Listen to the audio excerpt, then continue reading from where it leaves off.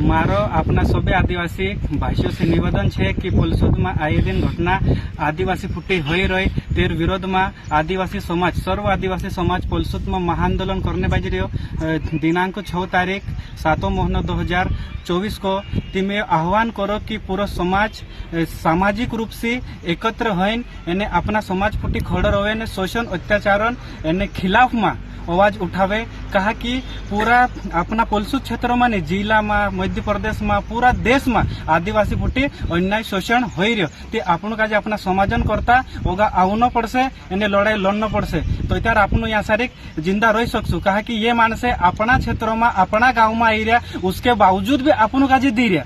ती इन्हीं चीज का अपन का समझना पड़से। एने पुलसुद में आगामी 6 तारीख को महाआंदोलन छे 4 तारीख में आखा समाजन से निवेदन करो कि यह अधिक से अधिक आवे एने अपन विरोध दर्ज